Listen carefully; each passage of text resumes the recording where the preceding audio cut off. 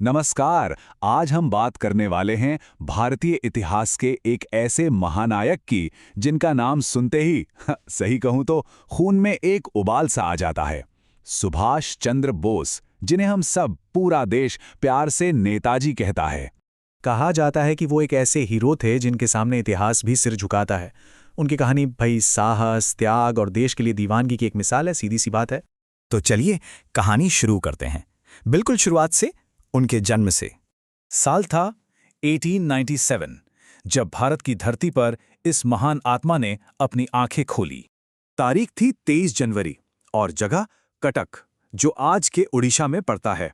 अच्छा, अब ये तारीख याद रखने में अगर थोड़ी मुश्किल हो तो एक बहुत ही आसान सा तरीका है। बस इतना याद रखना है, 23 जैन मतलब नेताजी का फैन। है ना आसान? अब आगे बढ़ते हैं उनके जीवन के उस दौर में जहां उन्होंने पहले अपनी जबरदस्त बुद्धिमानी दिखाई और फिर एक ऐसा फैसला लिया जिसने सबको चौंका दिया। वो पढ़ाई में इतने होशियार थे, जरा सोचिए कि इंग्लैंड जाकर उन्होंने उस जमाने की सबसे मुश्किल परीक्षा इंडियन सिविल सर्विस यानी आईसीएस पास कर ली। लेकिन देश के लिए जुनून कुछ और ही था। उन्होंने इतनी बड़ी नौकरी को एक झटके में ठुकरा दिया, मानो कह रहे हों अंग्रेजों की नौकरी ना, ये मेरे लिए नहीं बनी है। और यहीं से शुरू होता है उनका राजनीतिक सफर।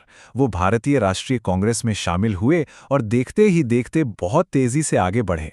अब यहां देखिए कि घटनाएं कितनी तेजी से घटी।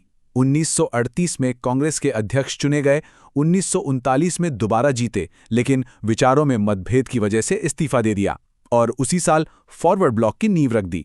सब कुछ एक साल के अंदर। तो यहीं पर वो बड़ा वैचारिक मतभेद सामने आता है।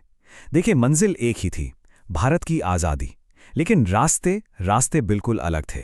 जहां गांधी जी शांति और अहिंसा के पथ पर थे, वहीं बोस का मानना था कि नहीं, अब आज़ादी के लिए एक संपूर्ण क्रांति की ज़रूरत है।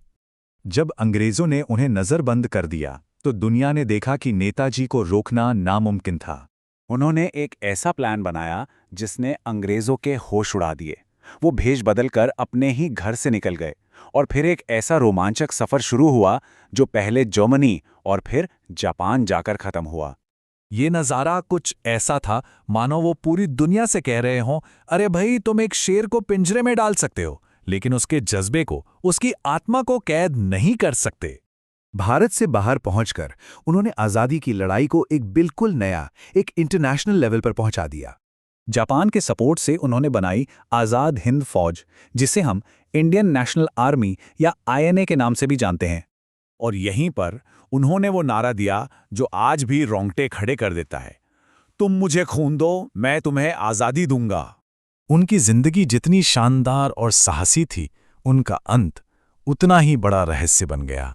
सरकारी तौर पर तो यही बताया जाता है कि 1945 में ताइवान में एक प्लेन क्रैश में उनकी मृत्यु हो गई। लेकिन क्या यही सच है? ये सवाल आज तक एक रहस्य है, जिस पर आज भी बहस होती है। तो चलिए सब कुछ फटाफट एक बार रिवाइज कर लेते हैं, बिल्कुल रैपिड फायर की तरह। जन्म 23 जनवरी 1897, आईसीएस पास की और फिर देश के लिए छोड़ दी। कांग्रेस अध्यक्ष 1938-39, उसके बाद फॉरवर्ड ब्लॉक बनाया 1939 में, जापान की मदद से बनाई आईएनए यानी आज़ाद हिंद फौज, और वो अमर नारा, तुम मुझे खून दो, मैं तुम्हें आज़ादी दूंगा। और आखिर में 1945 में उनकी मौत, जो आज तक एक रहस्य है।